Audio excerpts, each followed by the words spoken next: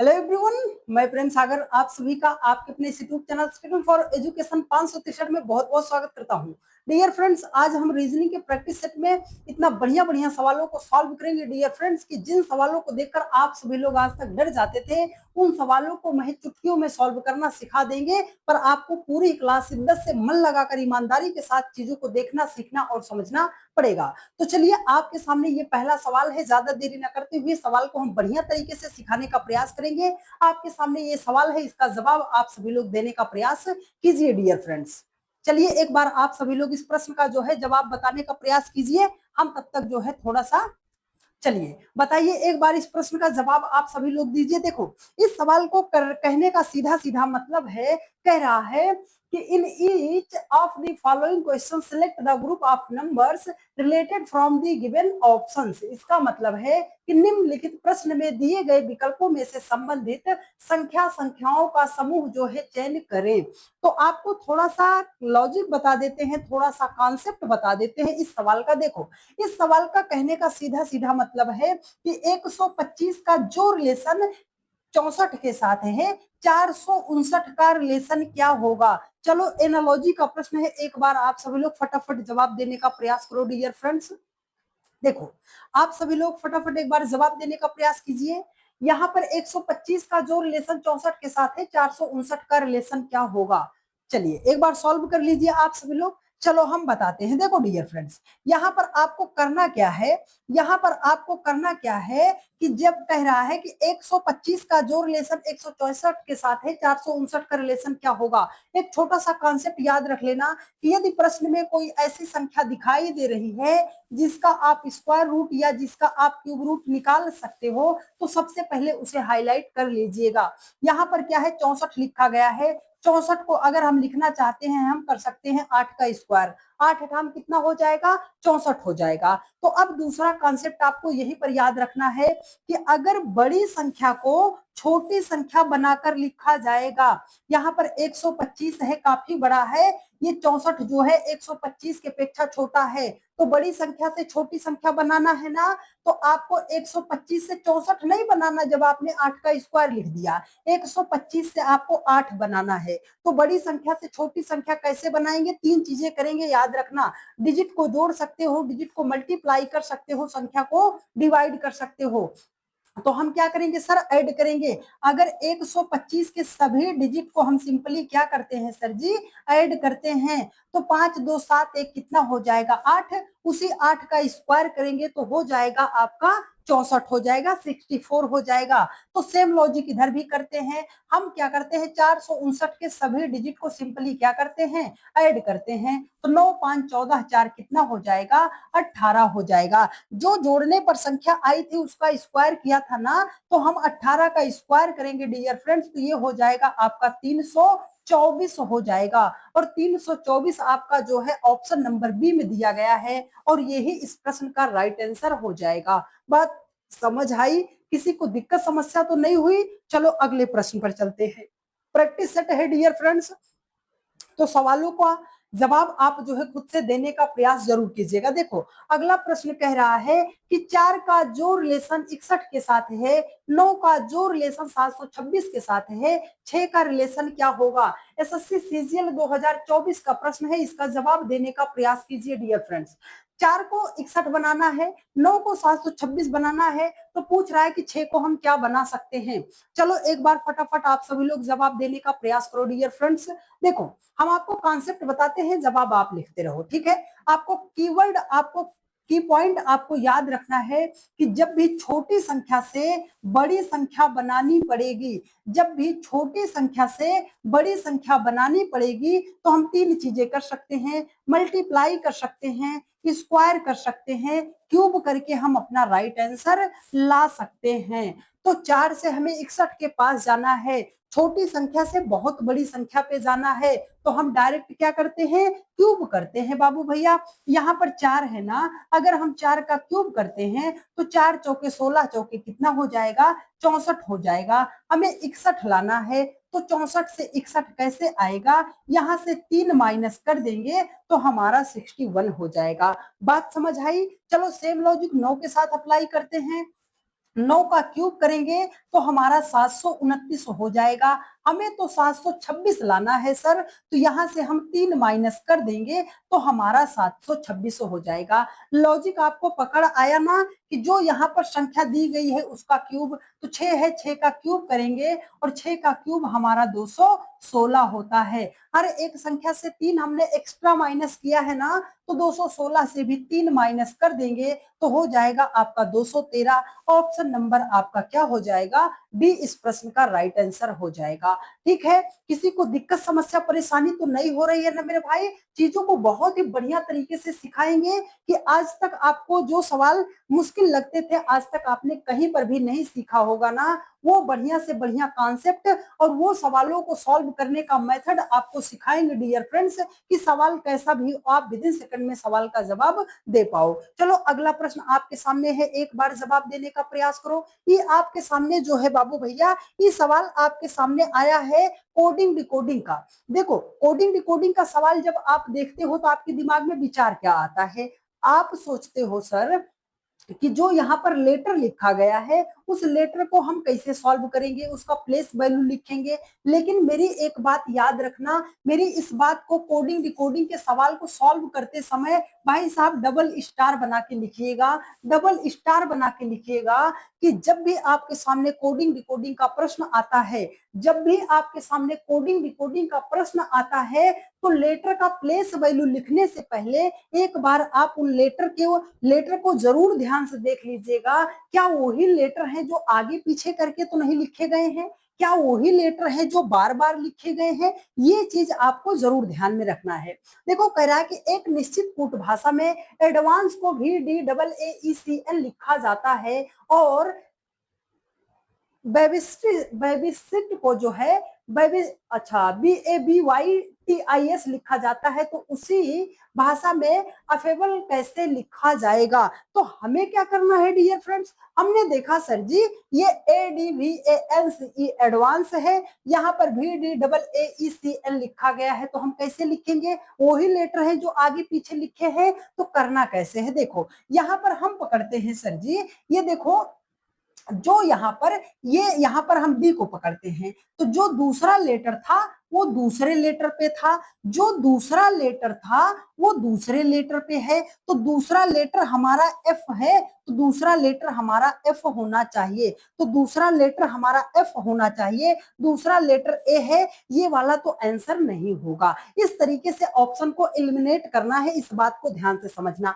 अब अगर हम पीछे से इसको पकड़ते हैं, मान लो ये हमारा ई है, ई यहाँ पे जो है पीछे से पहले नंबर पे था, इसमें जो है पीछे से तीसरे नंबर पे गया है, तो ये जो हमारा इसमें भी खोजते हैं, ये जो हमारा टी है पीछे से पहले नंबर पे था, ये पीछे से तीसरे नंबर पे गया है, तो यहाँ पर हमारा ई जो है पीछे से पहले नंबर पे है, पीछे से तीसरे नंबर पे जाएगा, तो पीछे से तीसरे नंबर पे जो है हमारा कहाँ है, ये तो पीछे से दूसरे नंबर पे है, या तो ऑप्शन ए बी होगा या तो आपका ऑप्शन जो है सी होगा। इस तरीके से समझ में आया आपको? हमने कहा यहाँ पर हम खोजते हैं बाबू भैया, यहाँ पर हम खोजते हैं ये जो हमारा भी है ना, ये तीसरे नंबर पे था, उसको हमने पहले नंबर पे लाया है, ये जो हमारा बी जो है तीसरे नंबर पे था उसको पहले नंबर पे लाया है, तो ये जो हमारा एफ तीसरे नंबर पे था उसको हम पहले नंबर पे लाएंगे, तो डबल एफ से तो फिलहाल अभी भी ये भी शुरू हो रहा है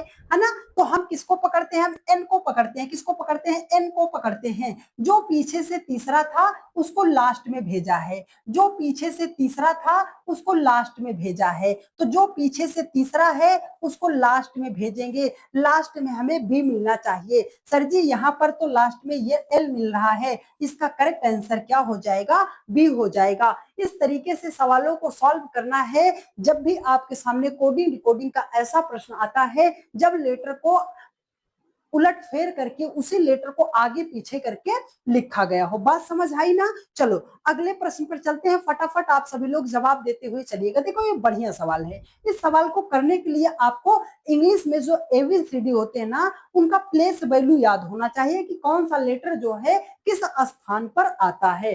तो यहाँ पर कह रहा है कि एक निश्चित कूट भाषा में फ्यूल को जो है 50 के रूप में 50 के रूप में कूटबद्ध किया जाता है और जीर को जो है भाई साहब लिखा है 44 के रूप में कूटबद्ध किया जाता है, उसी भाषा में बोल रहा है कि फेयर को कैसे लिखा जाएगा। तो अब यहाँ पर ये तो पूरा लेटर आ गया सर जी, ये लेटर आ गया ना बाबू भैया, तो लेटर का प्लेस वैल्यू पता होना चाहिए। ये लेटर आ गया तो लेटर का हमें प्लेस वैल्यू पता होना चाहिए। देखो हमारी बात समझो, आप कहते हो सर जी जब एग्जाम में हम पेपर देंगे ना तो एक पन्ने पर ABCD लिख लेंगे और उसका नंबरिंग कर लेंगे, याद करने का झंझट ही खत्म है। समझ रहे हो? तो इससे दिक्कत क्या होगी, जब आप एक किसी पन्ने पर लिख लोगे ABCD और जब आप सवाल को सॉल्व करोगे तो बार बार पेज पलट पलट के देखोगे, उससे आपका टाइम जाएगा। और आज के समय में कोई भी एग्जाम जो हो रहा है ना उसमें टाइम का ही खेल है। अगर टाइम पर आपने नहीं सॉल्व किया तो कितना भी क्वेश्चन आपका आ रहा हो उससे कोई मतलब नहीं है। तो हम लिख रहे हैं इन लेटरों का प्लेस वैल्यू, आप साथ के साथ याद करते हुए चलिएगा। देखो यहाँ पर हम लिख दे रहे हैं, यहाँ पर लिखा है एफ। एफ जो आता है 6 नंबर पे, यू आता है 21 नंबर पे, ई आता है 5 नंबर पे, एल आता है 12 नंबर पे। अब हमें 50 बनाना है तो हम क्या करेंगे, सभी नंबर को क्या करते हैं, ऐड कर लेते हैं। सभी नंबर को अगर हम ऐड करते हैं तो 12 5 17, 17 और 6 आपका 23 है ना, 17 6 23, 23 1 24, 24 और 20 आपका कितना हो जाएगा, 44 हो जाएगा। कितना हो जाएगा, 44 हो जाएगा। हमें तो 50 लाना है सर जी, तो 44 से 50 कैसे आएगा। आप बोलोगे सर यहाँ पर अगर हम 6 को ऐड कर देते हैं, 44 6 हमारा क्या हो जाएगा, 50 हो जाएगा। तो यहाँ पर जी है, जे का 10 होता है, ई का 5, ई का 5, आर का 18 होता है। देखो 18 10 28, 28 और 10 कितना हो जाएगा आपका, 38 हो जाएगा। यहाँ पर 44 लिखा है तो 38 में 6 जोड़ेंगे तो हमारा कितना हो जाएगा, 44 हो जाएगा। बात आपकी समझ में आई। हुआ क्या है कि जो लेटर है उसका प्लेस वैल्यू लिखेंगे और एक्स्ट्रा उसमें 6 ऐड करके हमारा राइट आंसर आ जाएगा। तो देखो एफ का 6 होता है, आर का 18 होता है, ए का 1 होता है और ई का 5 होता है। एक्स्ट्रा हम 6 को भी क्या करते हैं, ऐड कर देते हैं। तो हम देखो जब ऐड करते हैं 6 5 11, 11 1 आपका कितना हो जाएगा भाई साहब, 12, 12 18 30 और 6 कितना हो जाएगा, 36। ऑप्शन नंबर आपका क्या हो जाएगा, डी इस प्रश्न का राइट आंसर हो जाएगा। ठीक है, बात समझ आ रही है ना, किसी को दिक्कत तो नहीं है। चलो अगले प्रश्न पर चलते हैं। देखो अगला प्रश्न आपके सामने है, ये बहुत ही बढ़िया सवाल है नंबर सीरीज का। यकीन मानो, लिख कर ले लो, नोट कर लो, अपने सभी दोस्तों को देकर इस प्रश्न को आप जो है चैलेंज कर लेना। डियर फ्रेंड्स, 80% स्टूडेंट इस सवाल का सही सही जवाब नहीं दे पाएंगे। आप लिख कर ले लो मेरे भाई। नंबर सीरीज का बहुत ही प्यारा सवाल है। देखो कह रहा है कि 2 है, 5 है, 13 है, 29 है। इस क्वेश्चन मार्क के स्थान पर कौन सा नंबर आएगा वो ही हमें फाइंड आउट करना है। तो नंबर सीरीज का सवाल ये बढ़िया सवाल है। आपको करना क्या है, हम इस सवाल को कैसे करेंगे। देखो 2 है, 5 है, 13 है, 29 है। आप 2 5 13 29 को देखकर आपके दिमाग में क्या विचार आ रहा है। आप बोलोगे सर ये 2 5 13 29 जो है ना एक प्राइम नंबर है, लेकिन लिखा कैसे गया है वो कॉन्सेप्ट बताते हैं। देखो सबसे छोटा प्राइम नंबर 2 होता है, उसके बाद 3 होता है, फिर 5 होता है, 7 होता है, उसके बाद 11 होता है, फिर 13 होता है, फिर आपका 17 होता है, उसके बाद 19 होता है, फिर आपका 23 होता है, उसके बाद आपका 29 होता है, 31 होता है, 37 होता है, उसके बाद 41 होता है, आपका फिर क्या हो जाएगा, 43 हो जाएगा और उसके बाद आपका 47 हो जाएगा। उसने क्या किया है, हमें यही बात तो समझनी है। उसने लिखा है 2 को 5, तो 2 को 5 लिखेगा मतलब बीच की एक प्राइम नंबर को छोड़कर लिखेगा। अब 5 से वो 13 पे गया है, 5 से 13 पे जाएगा मतलब बीच की 2 प्राइम नंबर को छोड़ा है। 13 से वो सीधा 29 पे आया है, 13 से वो सीधा 29 पे आया है मतलब एक prime number, 2 prime number, 3 prime number को छोड़कर वो 29 पर आया है। तो पहले एक प्राइम नंबर छोड़ा है, फिर 2 प्राइम नंबर छोड़ा है, फिर 3 प्राइम नंबर छोड़ा है। तो जब हम 29 से आगे जाएंगे तो 4 प्राइम नंबर को छोड़कर लिखेंगे। यही तो ये कह रहा है सवाल। तो बाबू भैया एक prime number, 2 prime number, 3 prime number, 4 prime number को जब हम छोड़ देंगे तो हमारे सामने राइट आंसर क्या होगा, 47 होगा। ऑप्शन नंबर डी इस प्रश्न का राइट आंसर हो जाएगा। सवाल मुश्किल नहीं था, बस यहां तक आपका दिमाग नहीं जाता, आप उसमें मल्टीप्लाई, स्क्वायर, क्यूब, है ना, सब कुछ करके लगा लेते, लेकिन एक प्राइम नंबर आपके ध्यान में नहीं आता। ठीक है, चलो अगला सवाल है, एक बार फटाफट सभी लोग जवाब दो भाई साहब। ये सवाल है लेटर सीरीज का सवाल है। नंबर सीरीज और लेटर सीरीज के चैप्टर से आप ये मान के चलो कि कम से कम 3 से 4 प्रश्न आपकी परीक्षा में देखने को मिलेंगे। तो लेटर सीरीज और नंबर सीरीज मतलब जो है सीरीज वाला चैप्टर, ये इंपॉर्टेंट है। इस चैप्टर को आप बढ़िया तरीके से पढ़ लीजिएगा। यहाँ पर क्वेश्चन मार्क खोजना है, कैसे खोजेंगे, देखो यहाँ पर अगर हम के है के का प्लेस वैल्यू 11 होता है, ई का प्लेस वैल्यू 5 होता है। अच्छा, अगर हमारे दिमाग में ये विचार चल रहा है कि 11 से हमें 5 पे जाना है, फिर तो हम 6 माइनस कर देंगे। ठीक है, या यहाँ पर क्या है, ओ का होता है 15। अब 5 से 15 पर जाने के लिए प्लस 10 करेंगे, तो एक बार -6 उसके बाद +10, ऐसा कोई लॉजिक नहीं बनता है। इस बात को याद रखिएगा। जब आपको सामने से लॉजिक ना दिखाई दे तो आपको क्या करना है, पीछे से रिलेशन खोजना है। कैसे खोजना है ये बताते हैं। देखो, आप यहाँ से यहाँ पे चले जाओ, तो सी और सी के बाद डी, डी के बाद ई, मतलब +2 हुआ है। अगर हम टी का होता है 20, 20 2 22 +2 हुआ है। 13 2 15 +2 हुआ है। 11 2 13 +2 हुआ है। इसका मतलब है कि जो यहाँ पर लेटर है पीछे से +2 2 करके लिखा गया है। तो यहाँ पर क्यू है, क्यू का होता है 17, 17 में 2 जोड़ेंगे 19, 19 पे कौन सा लेटर आता है, एस, एस से कौन सा ऑप्शन शुरू, सर ये वाला तो नहीं है। यहाँ पर एस है, एस 19, 19 2 हो जाएगा 21। एस यू से कौन सा ऑप्शन शुरू, सर यहाँ पर भी है, ये वाला ऑप्शन तो नहीं होगा। जेड है, जेड में 2 जोड़ोगे तो जेड के बाद ए के बाद हो जाएगा बी। एस यू बी, यहाँ पर सी लिखा है, कहाँ है सर, ऑप्शन नंबर डी आपका राइट आंसर हो जाएगा। किसी को दिक्कत, समस्या, परेशानी हो मेरे भाई बहन तो कमेंट करके आप जरूर पूछेगा कि हाँ सर जी हमें सवाल में दिक्कत है, समस्या है, परेशानी है। ठीक है, चलिए बहुत अच्छी बात है, आप सभी लोगों के जवाब आ रहे हैं, देते रहिए जवाब। और ये सवाल आपके सामने है भाई साहब, स्टेटमेंट एंड कंक्लूजन, मतलब ये सवाल है सैलोजिज्म का, न्याय निगमन का प्रश्न है। और यकीन करो अपने इस भाई पर, एक ही सवाल से अगर पूरा चैप्टर सॉल्व करना ना सिखा दिया तो जो कहिए सो, लेकिन मेरी बात को ध्यान से समझिएगा। जब भी आपके सामने सैलोजिज्म, न्याय निगमन का प्रश्न आता है, मेरी कुछ बात को आपको ध्यान से नोट करना है। ये जो कथन दिया जाएगा ना, इसको 100% सही मानकर चलना है। जब भी न्याय निगमन का प्रश्न आता है तो ये जो कथन दिया जाएगा ना, इसे 100% सही मानकर चलना है। जो इसने बोला है वो ही सही है। और दूसरी पॉइंट मेरा याद रखिएगा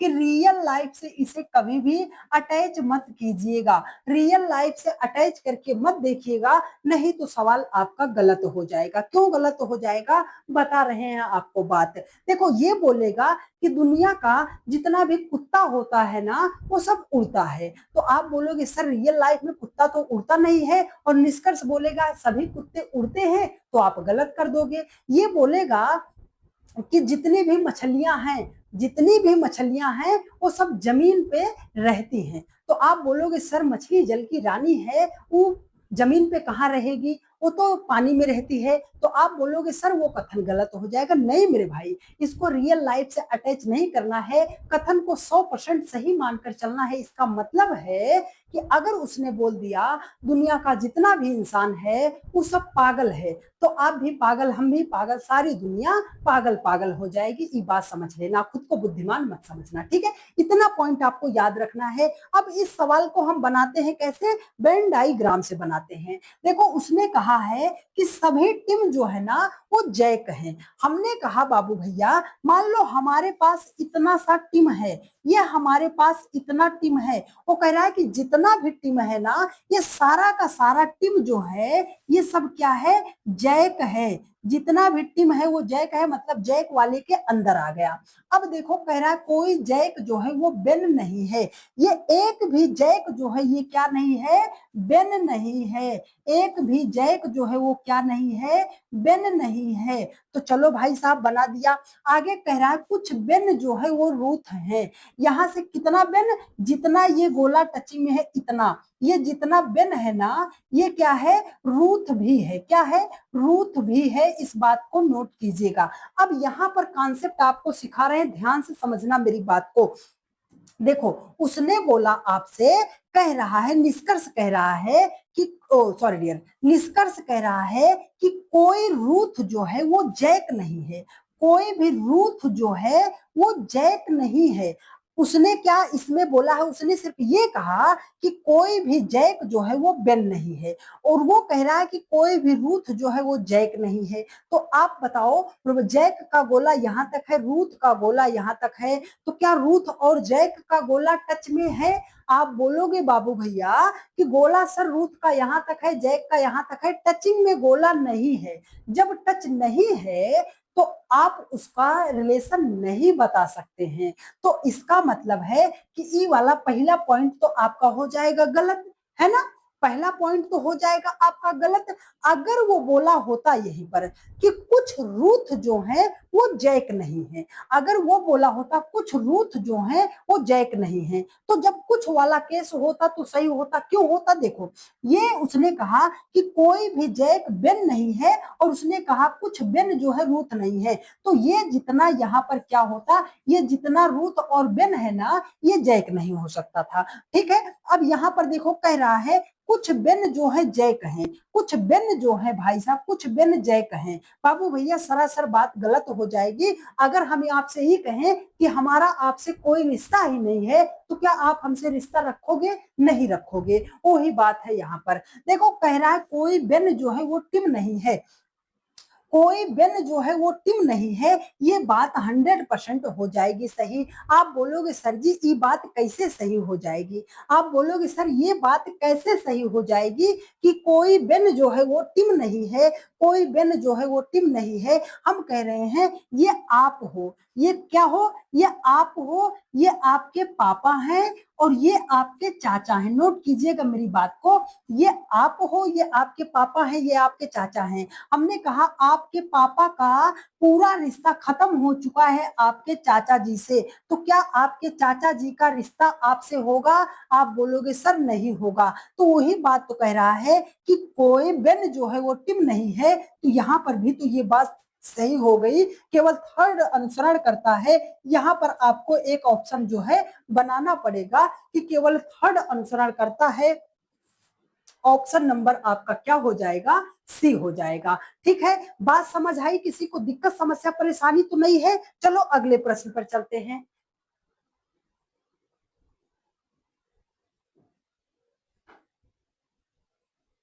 चलो लाइट चली गई, पर फिर भी हम आपको यहाँ पर चीजों को सिखा समझा देते हैं। देखो यहाँ पर आपसे कहा जा रहा है, यहाँ पर आपसे कहा जा रहा है कि a प्लस बी का अर्थ है। जब भी ब्लड रिलेशन का सवाल आता है, इतनी चीजों को आपको पढ़ने की जरूरत नहीं है, आपको डायरेक्ट पकड़ना है। जो यहाँ पर ये दिया जाएगा, जो यहाँ पर आपके सामने इक्वेशन दिया जाएगा, समीकरण दिया जाएगा, आपको उसे पकड़ना है। ठीक है, देखो यहाँ पर है P प्लस क्यू, तो प्लस कहाँ है सर? A प्लस बी है। इसका मतलब है जो पहले वाला है ना वो दूसरे वाले का पिता है। मतलब P जो है ये क्या है? Q का पिता है। तो हमने कहा ये जो P है ना ये पापा है। किसके पापा हैं सर जी?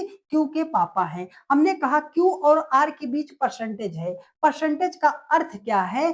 ए बी का भाई है। मतलब ये जो Q है ना ये किसका भाई है? R का क्या है? भाई है। फिर उसके बाद R और S के बीच परसेंटेज है, तो ये जो R है ना ये भाई है। किसका भाई है?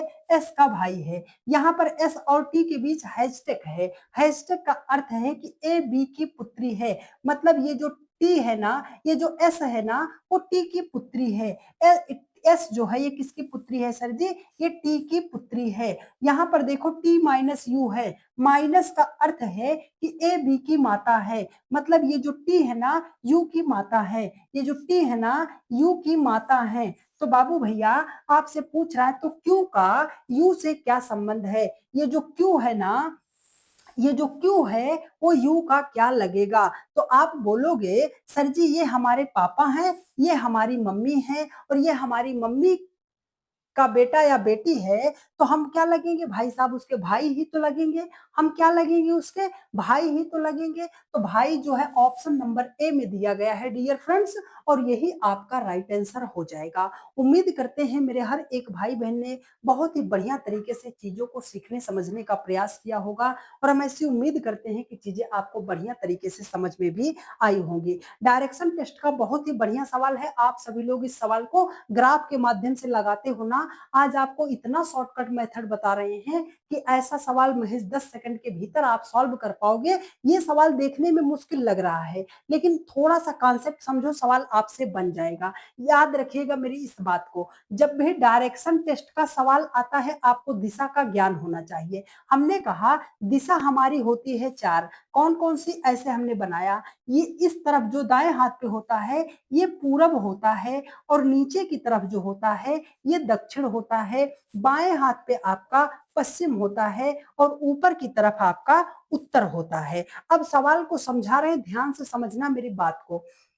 देखो, कह रहा है कि मोहन किसी जिले के रेलवे स्टेशन पर है, वह निकटतम बस स्टैंड पर पहुंचना चाहता है। वह पूर्व की ओर 120 मीटर गया। हमने कहा मान लो यहीं पर खड़ा था, यहाँ से वो किस दिशा में गया, पूरब में। तो अभी कहाँ है वो, पूरब में। वो गया कितना है सर, पूरब दिशा में कितना गया है, 120 मीटर चल के वो कहाँ पहुंचा है, पूरब दिशा में, यहाँ पर पहुंचा है। ठीक है, कह रहा है दाएं मुड़ता है और 100 मीटर चलता है। हमने कहा वो यहाँ पे खड़ा है, यहाँ से दाएं तरफ मुड़ेगा तो कौन सी दिशा मिलेगी उसे, दक्षिण। हमने कहा वो जब दाएं मुड़ा तो कौन सी दिशा मिल गई उसे, दक्षिण मिल गई। और दक्षिण दिशा में वो कितना गया है, 100 मीटर गया। अब वो कहाँ पहुंचा है सर, यहाँ पे है, वो दक्षिण दिशा में है। अच्छा, उसके बाद आगे कह रहा है फिर वह बाएं मुड़ता है और 30 मीटर चलता है। अगर व्यक्ति का मुख नीचे की तरफ है, नीचे की तरफ है, अगर वो बाईं तरफ मुड़ेगा तो इधर को मोड़ना, याद रखना, अपने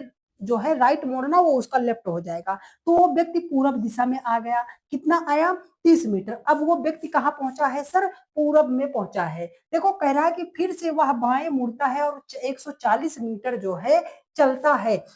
अगर यहाँ पर था, यहाँ से वो बाईं तरफ मुड़ेगा तो कौन सी दिशा हो जाएगी, उत्तर दिशा हो जाएगी। कितना चलेगा सर, 140 मीटर चलेगा। उसके बाद कह रहा है कि वह अपने दोस्त से मिलता है और कुछ बातचीत करता है, अंत में वह बाएं मुड़ता है। अगर यहाँ पे अभी वो था, यहाँ से बाएं मुड़ेगा तो कौन सी दिशा हो जाएगी, आप बोलोगे सर पश्चिम हो जाएगी। अच्छा, कितना चलता है, 150 मीटर चलता है। अब ये आप हमें बताओ, आप ये बताओ, पूरब का जस्ट अपोजिट क्या होता है, पश्चिम। पूरब का जस्ट अपोजिट क्या होता है, पश्चिम। उत्तर का जस्ट अपोजिट क्या होता है, दक्षिण होता है। अगर वो देखो, पूरब में 120 मीटर गया था, फिर से 30 मीटर गया, तो ओवरऑल पूरब में कितना मीटर गया था, 150 मीटर गया था। वो पूरब में 150 मीटर गया और फिर पश्चिम में 150 मीटर चला गया। इसका मतलब ये दोनों क्या हो गए, कट गए। इसका मतलब है ये दोनों क्या हो गए, कट हो गए बाबू भैया। अब देखो, वो दक्षिण में गया है 100 मीटर और उत्तर में गया है 140 मीटर, तो दोनों का डिफरेंस कितने का आया, आप बोलोगे सर 40 मीटर का डिफरेंस आया। देखो, दक्षिण में 100 मीटर, उत्तर में 140 मीटर, तो दिशा किस दिशा में ज्यादा गया है, आप बोलोगे सर उत्तर वाली दिशा में वो ज्यादा गया है। तो मतलब 40 मीटर जो है उत्तर दिशा में गया है। ऑप्शन नंबर डी आपका क्या हो जाएगा, राइट आंसर हो जाएगा। ये तरीका आप फॉलो करो डियर फ्रेंड्स। कैसा भी मुश्किल से मुश्किल प्रश्न आएगा, सबसे फास्ट तरीके से अगर कोई सवाल को सॉल्व कर पाएगा तो वो केवल आप कर पाओगे। आपसे फास्ट इस सवाल को कोई नहीं कर पाएगा। ठीक है, बात समझ आई है आपको। चलो, आज का सबसे लास्ट सवाल है, ये है भाई साहब, आपके सामने सवाल है, मैथमेटिकल ऑपरेशंस का सवाल है। मैथमेटिकल ऑपरेशंस का सवाल है और ये सवाल आपके सामने है, होमवर्क दे रहे हैं। इसका जवाब जो है आप हमें कमेंट बॉक्स में कमेंट करके जरूर बताइएगा। यहाँ पर एक चीज और हम आपको बता दें, देखो, गुणा और माइनस को परस्पर बदलने का मतलब है कि जहां पे गुणा होगा ना उसे माइनस कर दीजिएगा, और जहां पे माइनस है उसे आप क्या बना दीजिएगा, गुणा बना दीजिएगा। इतनी बात आप करके सवाल का जवाब हमें दीजिएगा। और आज की क्लास यहीं पर हम समाप्त करते हैं। मिलते हैं आपसे कल रात 8:45 पर। खुश रहिए, मस्त रहिए और बहुत ही अच्छे तरीके से आप सभी लोग पढ़ाई पढ़ाई करते रहिए और अपने इस परिवार को ज़्यादा से ज़्यादा सभी लोगों के पास शेयर करने का प्रयास ज़रूर कीजिएगा। एक प्यारा-सा कमेंट करके ज़रूर बता दीजिएगा कि क्लास आपको कैसी लगी है। मिलते हैं आपसे नेक्स्ट वीडियो में। धन्यवाद।